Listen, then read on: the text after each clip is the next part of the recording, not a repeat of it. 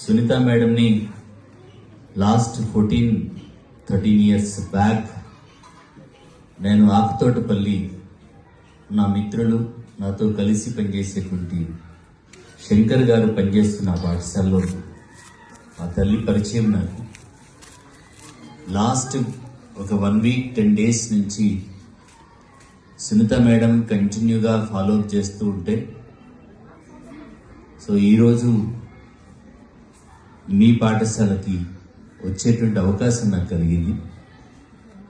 కానీ చాలా దూరం ఉంది, ఇంత దూరం ఉంటుందని నేను ఊహించలేదు. ఆ నియర్ నేను 315 కిలోమీటర్స్ ఈరోజు జర్నీ చేశాను. మార్నింగ్ 6 స్టార్ట్ అయ్యి, సో విద్యార్థులారా భోజనం చేశారా అందరు? గుడ్.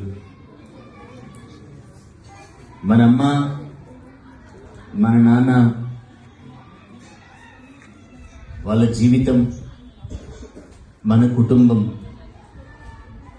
మనకు సరిగ్గా అర్థమైందని నేను అనుకుంటున్నాను. మన గవర్నమెంట్ స్కూల్లో పనిచేసేటువంటి టీచర్ చాలా ఎక్స్పీరియన్స్ ఉన్నటువంటి టీచర్, చాలా ఎక్స్ట్రాడినరీ క్వాలిఫికేషన్స్ ఉన్నటువంటి టీచర్స్. కొన్ని లక్షల మంది పోటీపడి డిఎస్సి కోసం ట్రై చేస్తే ఎంతో నైపుణ్యం సామర్థ్యం ఉన్నటువంటి ఉపాధ్యాయులు మాత్రమే ఈ ఉద్యోగానికి ఎంపికయ్యారు.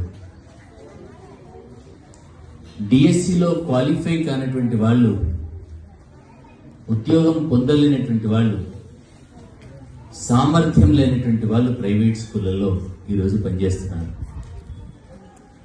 సామర్థ్యం ఉండి, అనుభవం ఉండి, ఎంతో దూరమైనప్పటికీ కూడా మీ దాకా వచ్చి పనిచేస్తున్నటువంటి ఉపాధ్యాయుల యొక్క త్యాగాన్ని మనం ఇక్కడ సరిగ్గా అర్థం చేసుకునేటువంటి ప్రయత్నం చేయాలి. నానా, చదువు అనంటే రోజు పుస్తకాలు వేసుకుని బడికి వచ్చినంత మాత్రాన చదువు రాదు బంగారు. చదువు రావాలంటే మౌలికమైనటువంటి ఒక క్యారెక్టర్ ఉండాలి. అది ఫస్ట్ క్యారెక్టర్. ఏముంటే చదువు వస్తుంది?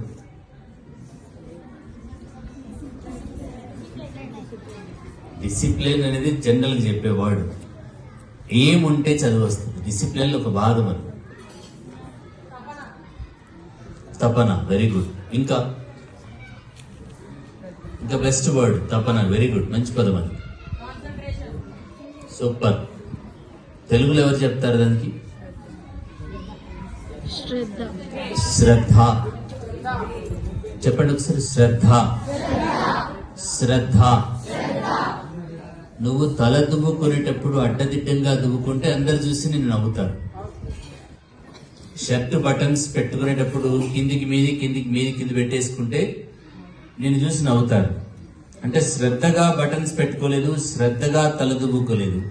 అమ్మ అన్నం వండేటప్పుడు కూడా శ్రద్ధగా వండకుండా టీవీ చూస్తూనో ఇంకెవరితో మాట్లాడుతూ వండుతూ ఉంటే అది మాడిపోతూ ఉంటుంది, ఇంకోటి టేస్ట్ చేంజ్ అవుతూ ఉంటుంది. ఏ పని చేసినా ఆ పనిలో బేసిక్ క్యారెక్టర్ శ్రద్ధ అనేటువంటిది, ఫోకస్ అనేటువంటిది కనుక లేకపోతే అది రాదు. మనం ఒకవేళ టైలరింగ్ పని చేసేవాడైనా, బట్టలు పిండేవాడైనా, ఇల్లుడ్చే అమ్మాయినా, ఇంకే పని చేసినా సరే ప్రపంచంలో ఆ పనిలో నువ్వు నైపుణ్యం సాధించాలంటే, ఆ పనిలో నువ్వు రాణించాలంటే నీకు మౌలికంగా ఉండాల్సినటువంటి క్యారెక్టర్ శ్రద్ధ. శ్రద్ధ అనేటువంటి పదానికి ఇంకా నువ్వు ఆ పని చేసేటప్పుడు దేని గురించి నువ్వు ఆలోచించకుండా చేసేటువంటిది శ్రద్ధ. ఆ పని చేసేటప్పుడు ఏ విషయాలు కూడా నువ్వు ఆలోచించలేనంత తీవ్రమైనటువంటి కాన్సన్ట్రేట్ చేసేటువంటిదని శ్రద్ధ అంటాం. ఎవడికి చదువు వస్తుంది ఈ ప్రపంచంలో అని అర్జునుడు కృష్ణుని ప్రశ్నిస్తే భగవద్గీతలో అద్భుతమైనటువంటి స్టేట్మెంట్ ఇచ్చాడు కృష్ణుడు. శ్రద్ధావాన్ లభతే జ్ఞానం అన్నాడు. ఎవడికి తన మీద తనకు శ్రద్ధ ఉంటుందో వాడికి జ్ఞానం వస్తుంది అని. చెప్పండి ఒకసారి. శ్రద్ధావాన్ లభతే జ్ఞానం. శ్రద్ధావాన్ లభతే జ్ఞానం. ఎవడికి వాడి మీద శ్రద్ధ ఉండాలి. నేను నా జీవితాన్ని బాగు చేసుకోవాలనే కళ, నా జీవితాన్ని నేను బాగు చేసుకోవాలనే తపన, ఎవరో కోసమో నేను బడికొస్తాను, ఎవరి కోసమో నేను తమాషా చేస్తాను అని చెప్పేసి అనుకుంటే నీకు ఆకలిస్తే నీ కడుపు నిండుతుంది, నీకు జ్వరం వస్తే ఆ పెయిన్ నీకుంటుంది. మీ అమ్మ అన్నం తిన్నంత మాత్రాన నీ కడుపు నిండదు, నీ ఫ్రెండ్ తిన్నంత మాత్రాన నీ కడుపు నిండదు. నువ్వు తింటేనే నీ కడుపు నిండుతుంది. నువ్వు ఎగ్జామ్ రాస్తేనే నీకు మార్క్స్ వస్తాయి. నువ్వు చదివితేనే నువ్వు సక్సెస్ అవుతావు. లేదు నా బదులు ఇంకోటి తింటాడు, నా బదులు ఇంకోటి ఎగ్జామ్ రాస్తాడు అనుకుంటే వాడు మాత్రమే బాగుపడతాడు. అది కుటుంబమైనా, ఫ్రెండ్స్ అయినా, క్లాస్మేట్స్ అయినా, ఎవరైనా సరే. నీ మీద నీకు శ్రద్ధ.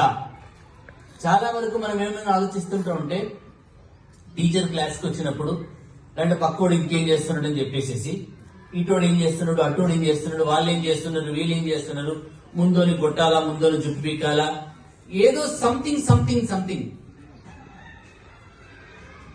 45-50 నిమిషాల సేపు టీచర్ క్లాస్ తీసుకునేటప్పుడు వినండి ఒకసారి. నేను వచ్చినందుకు ఒక 10 మంది పిల్లల కన్నా మెదడులో స్పృహ వస్తే నా ప్రయాణానికి సార్థకత ఉంటుంది. Most of the students